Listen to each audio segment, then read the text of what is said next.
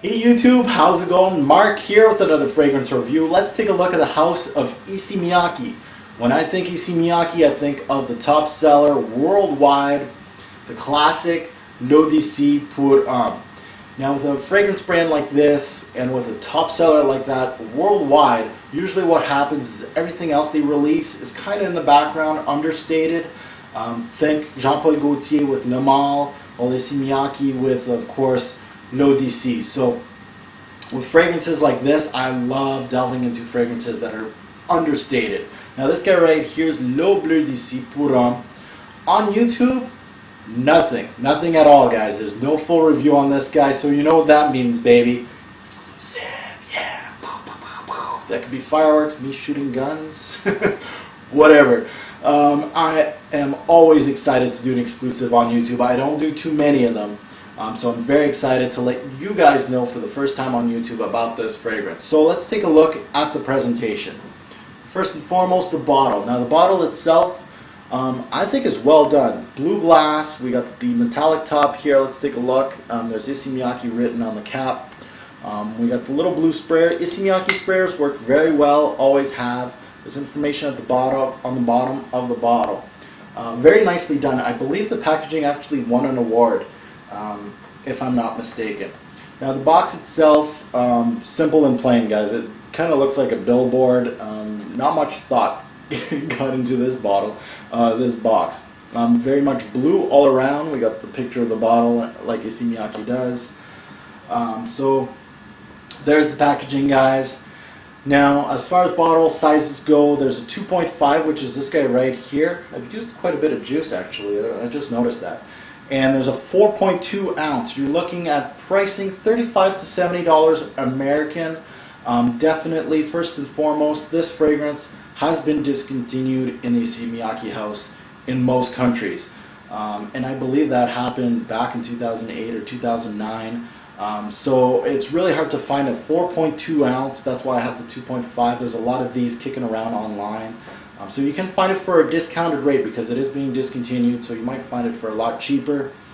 But after a few years, this is going to be super expensive and there's going to be no bottles left. So definitely this one is not something to look at for a future signature scent, I would say. Now, it hit the shelves in 2004.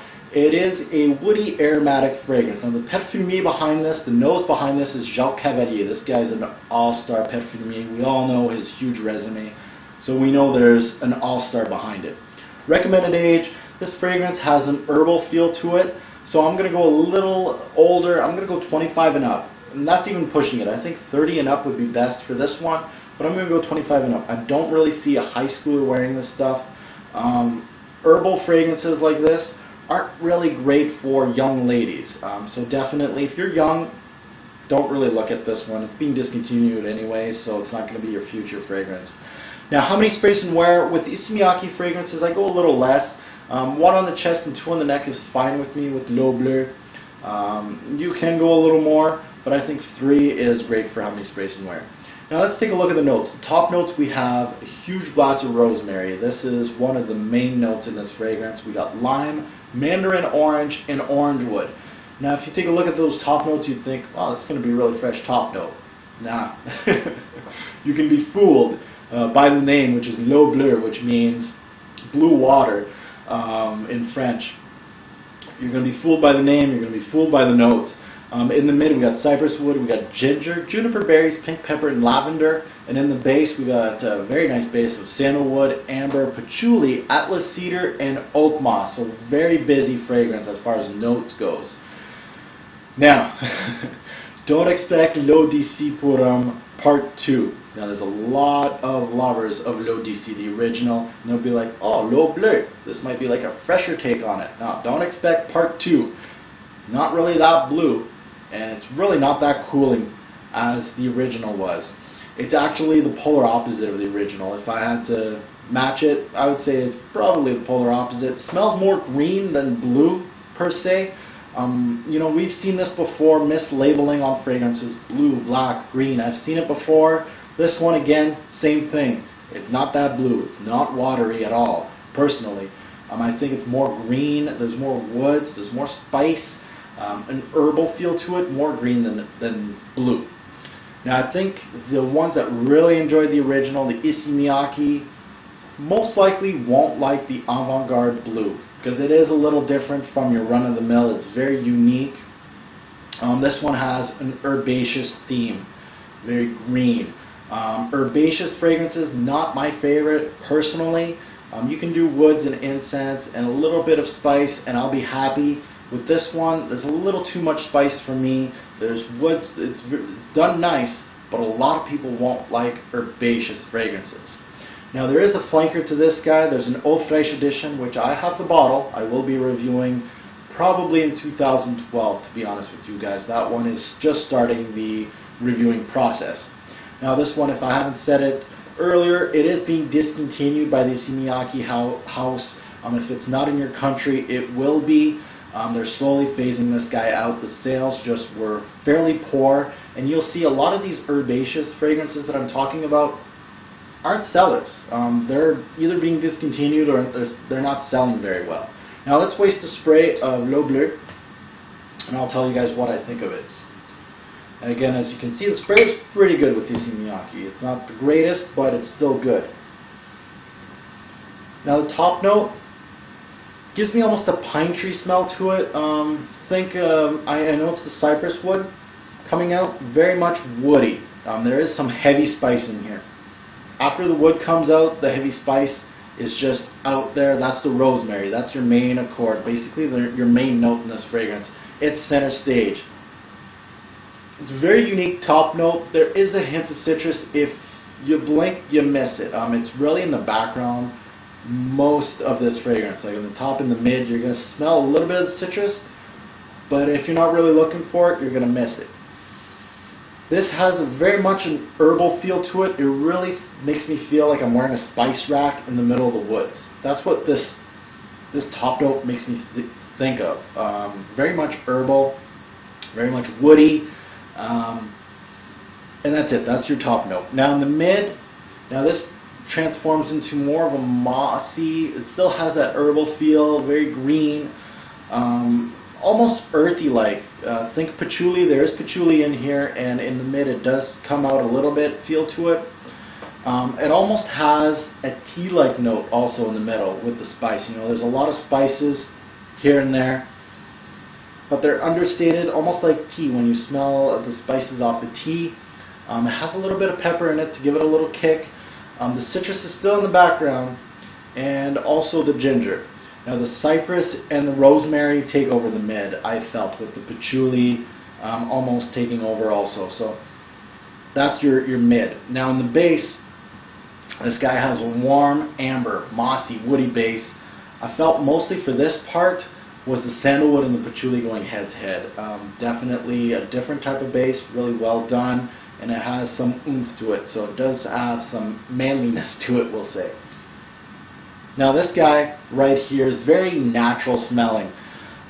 Definitely a natural smelling fragrance. For a lot of instances when people smelt this on me, people felt like this reminded them of being in the nature, being near a creek, smelling like you were in a camping trip, you were outdoors. A lot of people, maybe this is why it's called Bleue, is because a lot of people felt like I'm in nature and I'm close to a body of water. A lot of people felt that way, like almost like mossy or wet woods or something like that. A lot of people said that it reminded them of that. Very well done, very well blended, and I could see why they call this Bleue for that reason alone. Now, as far as this being a fresh scent, a lot of people say, I love this in the summer. This is my summer staple. This is a very strange, fresh scent for me. I think it's best suited for spring and fall. In my personal opinion, I really think that the woods and the spices are a little too much in the heat, especially if it's humid out. It just doesn't work for me. I really like it when it's a little cooler out, especially in the spring and the start of fall. This one's perfect for you. I can't stop smelling it. Now, why would you hate this fragrance? Well, chemical smelling, synthetic, I've got a lot of that from this.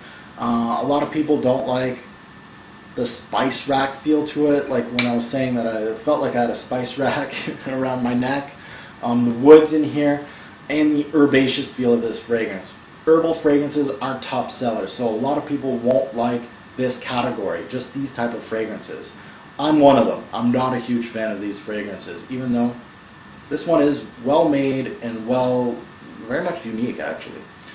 Now, one word to describe this fragrance, I'll say it again, it's unique, very much unique. Now, bottles. If you enjoy the original Issey Miyake, give this one a try. It's a different take on the brand. I think if you're a brand whore, you'll like this one. It really felt like Burberry London Light. Definitely, if you love Burberry London, you might want to give this one a try. It's not exactly the same, but it has that same type of theme. Aquaman by Roca. Funny enough, this and Aquaman both have like a blue theme, and they have these spices going out of nowhere. So both of them have that type of theme. And Terre d'Hermès. No, it doesn't smell like Terre d'Hermès, don't get me wrong. But it does have that overall category that I can wear this almost all season long. You can even wear it in the summer if you'd like to. A lot of people do, I don't. Now, when I close my eyes, this fragrance reminds me of being in a forest with a spice rack around my neck. That's definitely what I feel when I close my eyes and smell this fragrance. Best time to wear this fragrance, I would say near Thanksgiving. I think it was great during the fall when I was testing it, not so much in the summer, but around Thanksgiving time I think the spice in here did very well, especially the woods too. It's a little cooler, well done around Thanksgiving, even though Burberry London is my man for Thanksgiving. This one gave it its run for the money, you know. I think it's pretty good for Thanksgiving around then. Compliment factor, I'm going to say right in the middle. I had some good ones. I had actually people ask me what I was wearing and they wanted to purchase it. I had some women and men ask me about this fragrance. It reminded them of camping trips and stuff like that, and you really wanted this fragrance. So I had some really good ones, and on the other side of the coin I had some pretty bad ones. So it's catch-22, right? So this one's going to be right in the middle. But most fragrances, you're going to tell that the compliment factor is in the middle. You're going to get some good and bad from everyone. My 2 cents on Le Bleue is, this is not my favorite genre. If I wasn't a collector, would I purchase this upon smelling it? No. From testing it for a year now, or a year and a half, and I've used quite a bit, I enjoy it. It's great for the genre. It's quality from Issey Miyake. I can tell it's quality. So I would recommend this to my friends that love herbaceous fragrances, that love spice and woods in a fragrance. I think this one's a good one. Just don't see this as a signature scent since it's being discontinued from the brand. So my 2 cents is, would I buy this if I was just a simple guy? No, it's not my cup of tea. But it is definitely good in its genre. Buy, try, or pass. This is going to be a definite pass personally for me. I wouldn't buy it. Would I recommend it to my subscribers? Depending who you are, definitely it's not at the top of my list as far as recommends. So definite pass on that side of things, but a definite try for my herbaceous friends out there that love a lot of spice, a lot of green, and definitely if you love rosemary, you're going to like this. It almost has like a tea-like note too in there. A lot of woods. Well done by Issey Miyake, I gotta say, but definitely not a buy. I would say a try or even a pass. Personally, a pass for me. So this is my review on Le Bleue d'Issey pour Homme. My exclusive review on this guy. Let's take a look at the rating system and see how I rate this sucker. See you guys later. Alright guys, let's rate Le Bleue d'Issey. Projection, I'm going to give this one 5 bottles out of 10. It's fairly moderate. Scent cloud for 1 to 2 hours. Longevity, I'm going to give this one 7 bottles out of 10. 6 to 8 hours.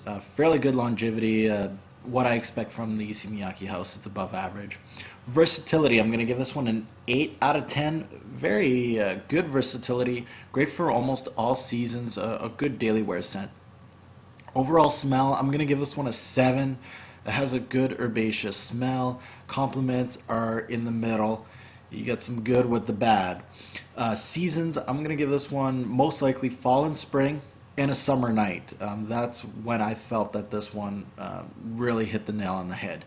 It is a unique fragrance. It's pretty versatile, and with all unique fragrances, it's not for everyone. Overall, I'm going to give this one 7 bottles out of 10. It's above average scent from the Issey Miyake house.